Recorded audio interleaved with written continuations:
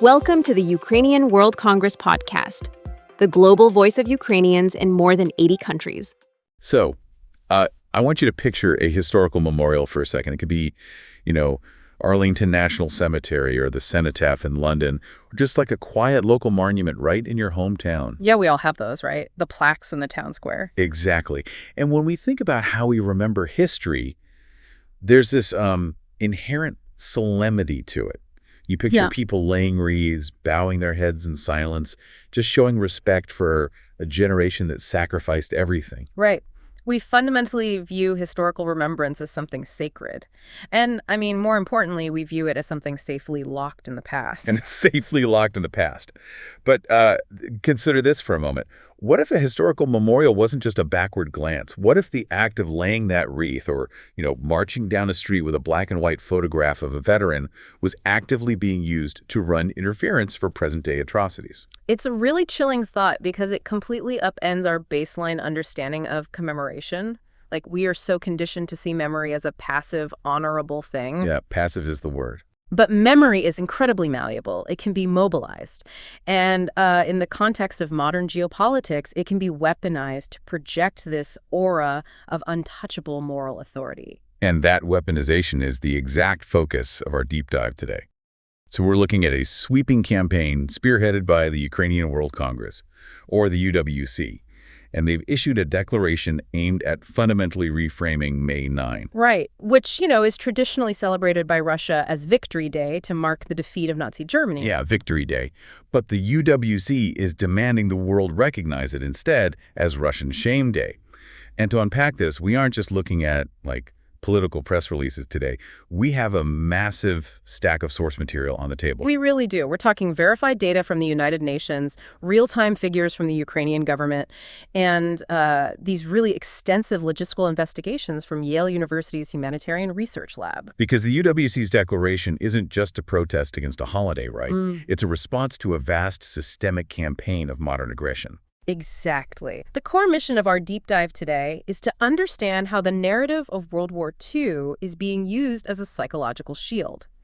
It's this mechanism designed to deflect international criticism while a very real, very present-day campaign of demographic erasure takes place. Yeah. Before we get into the devastating reality of what that demographic erasure looks like on the ground, we have to examine the shield itself. We have to understand how May 9 went from a genuine day of mourning for millions of lost lives to a modern geopolitical weapon. Yeah, how do you weaponize a date on a calendar? Right. How do they do that? Well, you have to look at what May 9 represents in the modern Russian state narrative. Since the collapse of the Soviet Union, the victory in World War II has been systematically elevated. It serves as the absolute anchor of Russian national identity today. It's like the foundational myth of the modern state. Exactly. It's presented as the ultimate, unquestionable proof of righteousness. By centering the state's entire identity around the defeat of fascism in the 1940s, the government creates this perpetual narrative where they are inherently the good guys. So any military action they take today, no matter how aggressive or brutal, is simply framed as a continuation of that historical sacred fight. Right. It provides this built-in, pre-packaged justification for the ongoing war in Ukraine. Yeah. And the genius of it, and I use the word genius in the darkest sense possible here, obviously, is how this narrative is exported globally. It doesn't just stay within Russia's borders. No, it travels. And this is where the Ukrainian World Congress points really heavy scrutiny toward the Immortal Regiment marches. Yeah, let's talk about the Immortal Regiment, because if you are standing on a street corner in New York or Berlin or Paris and you see one of these marches, your instinct is reverence. Of course it is. You see everyday people walking down the street holding up framed black and white photographs of their ancestors who fought in World War II. It looks so deeply personal, like a grassroots community event. But that innocent veneer is exactly what makes it so effective as a tool of soft power.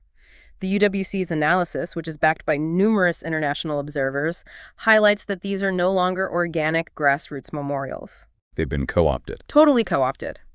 The organizers are often really closely linked to Russian embassies or state-backed cultural organizations abroad.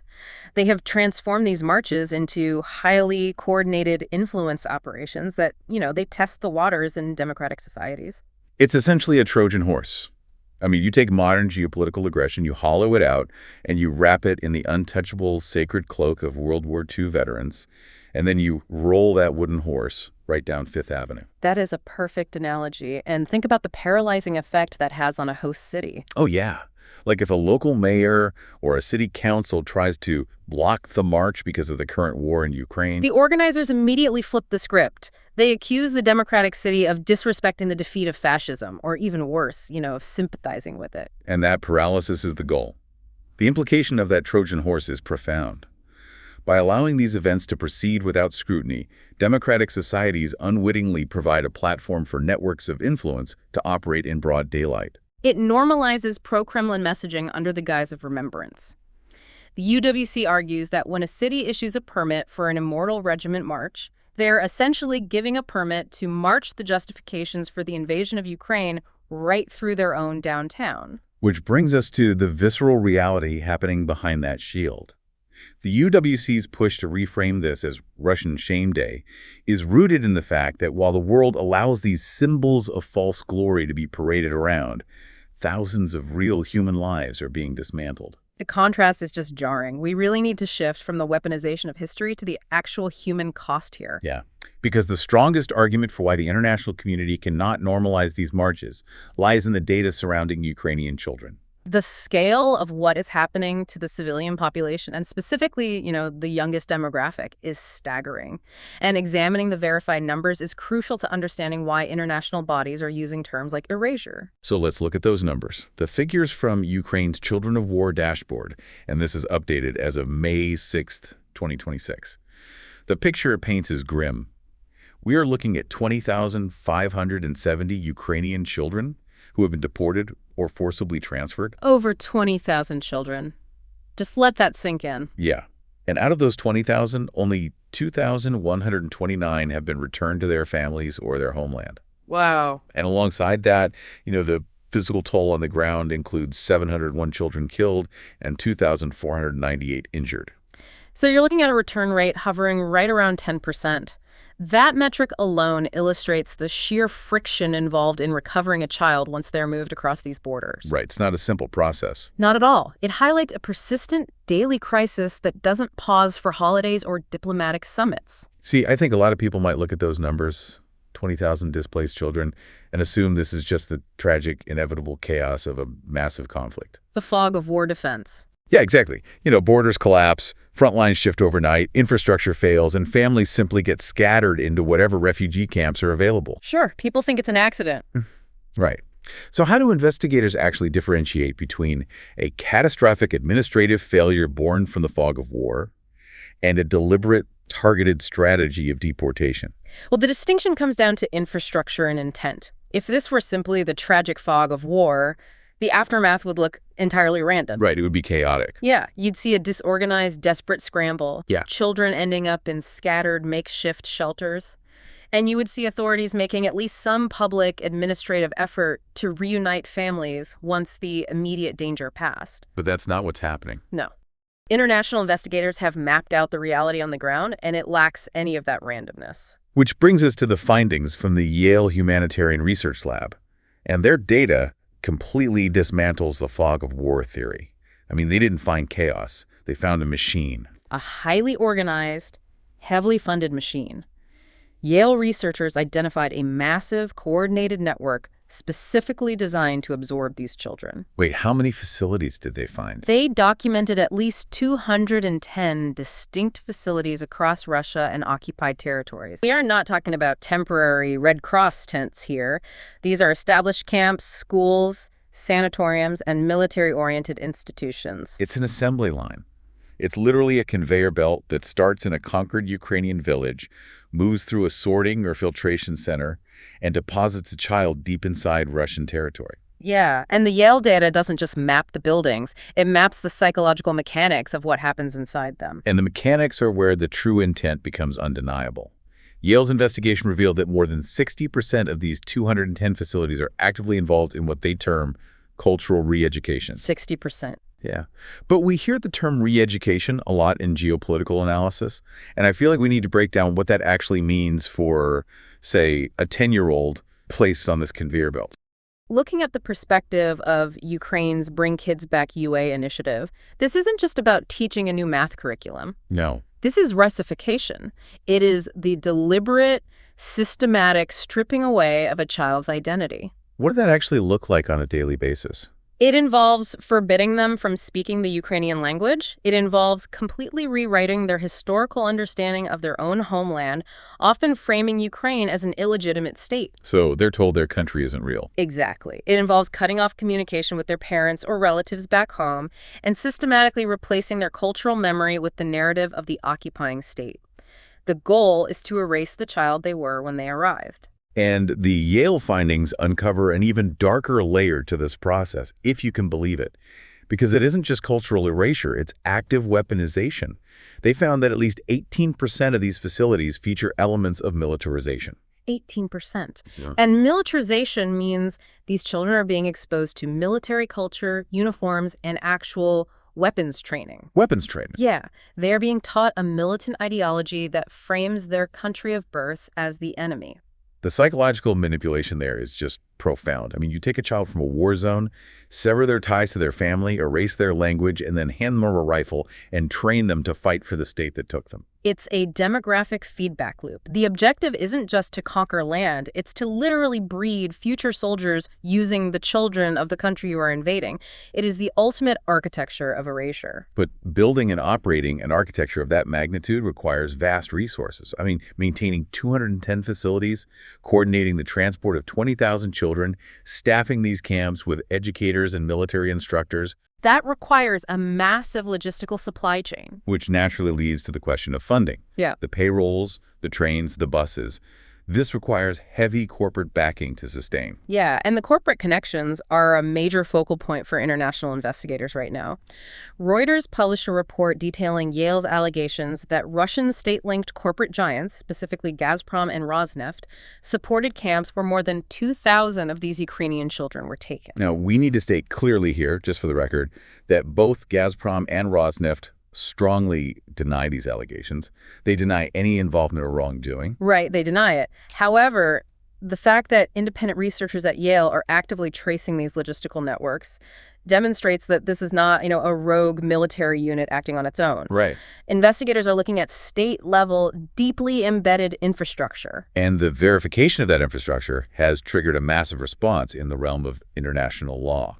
To really understand the gravity, we have to look at the March 2026 findings from the United Nations Commission of Inquiry on Ukraine. Yes, the UN findings are critical. They conducted an exhaustive review, examining over 1,200 individual cases of displaced children. And their findings align tragically with the overall data we talked about earlier. They found that in roughly 80% of those 1,200 documented cases, the children have not been returned. 80%. But it is their legal conclusion that carries the most weight here. The UN Commission explicitly stated that the deportation and forcible transfer of Ukrainian children by Russian authorities, along with enforced disappearances, amount to crimes against humanity. Let's pause on that term for a second. Crimes against humanity. The United Nations does not throw that phrase around lightly. There is a very specific, incredibly high legal threshold required to invoke that designation. Absolutely. To qualify as a crime against humanity, an action cannot be an isolated incident. It can't be a tragic accident of war. It must be proven to be part of a widespread or systematic attack directed against a civilian population with knowledge of the attack. So by applying this label, the UN legally obliterated the fog of war defense. Completely. They categorized this as a deliberate, state-sponsored policy of civilian targeting. And that legal momentum extends to the highest courts in the world. I mean, back in 2023, the International Criminal Court issued formal arrest warrants for Russian President Vladimir Putin, as well as Maria Lvova-Belova. Right. She is his commissioner for children's rights, essentially the architect overseeing this whole system of transfer. Yeah, and the ICC warrants were issued specifically over the alleged unlawful deportation and transfer of Ukrainian children. The significance of the ICC warrants is that they place the accountability squarely at the top. The international legal system has looked at the 210 facilities, the militarization, the re-education, and drawn a direct, actionable line to the highest levels of leadership. Okay, so if the United Nations and the International Criminal Court have drawn a definitive line, categorizing this as a crime against humanity, The question then falls to the rest of the world. We can't just, scroll past this data. No, we can't. What is the role of democratic governments and, more importantly, ordinary citizens? And this brings the entire conversation back to the Ukrainian World Congress and the core purpose behind Russian Shame Day. The campaign is a direct answer to that question of global responsibility. Because international law is only as strong as the political will to enforce it. Exactly. And political will requires public pressure.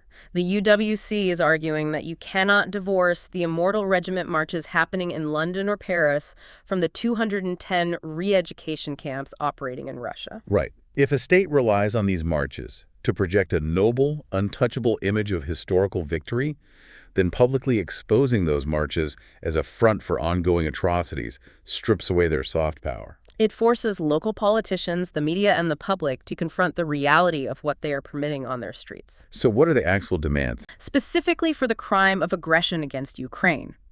Furthermore, they are demanding the formal recognition of these widespread crimes, particularly the systemic erasure of children's identities, as potential genocide. They are also pushing for the designation of Russia as a state sponsor of terrorism. And crucially, they are demanding that democratic societies actively block events that promote or justify this aggression. Their stance is that a city cannot allow a parade that normalizes a regime actively deporting children. The tolerance of the symbol is a tolerance of the crime. The call to action here is really centered on refusing to let this become background noise. The UWC is urging global communities to join Russian Shame Day awareness rallies around May 9. They're asking you to pressure your local and national governments to demand accountability and to actively support initiatives dedicated to the agonizing work of finding and returning these Ukrainian children. There is a defining quote from the UWC's campaign that really anchors everything we've discussed today. They state, and I'm quoting here, "As long as even one Ukrainian remains under Russian occupation or one kidnapped Ukrainian child continues to be held in Russian indoctrination systems, justice remains unfinished." That is powerful. It creates a deeply personal metric for what victory and justice actually mean. Yeah, it really does. It argues that true accountability isn't measured in signed treaties or, shifted territorial lines on a map. It is measured by the safe return of a single child from a militarized re-education camp. It forces us to look past the symbols, past the statues, and past the historical rhetoric, to focus entirely on the living, breathing future of a nation. And it underscores exactly why allowing the weaponization of history is so incredibly dangerous. When we allow the sacred memory of World War II to be utilized as a geopolitical shield, we are actively abandoning the children trapped behind it. So think about the sheer concept of justice for a moment as we wrap up today. We started this deep dive talking about how we naturally picture historical remembrance. The quiet respect, the wreaths, the honoring of the past. Right. But if a nation can systematically rewrite the identities of tens of thousands of children in plain sight, stripping their language, changing their history, militarizing them against their own homes, and the world allows its symbols and its marches to continue unbothered down our streets, what happens to the entire framework of global accountability? It completely shatters. Yeah. If a child's memory of who they are is deliberately, methodically erased, how does a country ever truly recover its stolen future? Behind every life saved on the front line, there is a combat medic, and behind every medic, there is support that makes it possible. Fight Like a Ukrainian is helping equip those who save lives every day. You can be part of that. Visit unitewithukraine.com and help save lives. Thank you for listening to the Worldwide Ukraine podcast. At the Ukrainian World Congress, we work to ensure that Ukraine's voice is heard, clearly, consistently, and globally. Because understanding what is happening is the first step, and acting on it is what makes the difference. If this conversation matters to you, share this episode and stay with us. Until next time.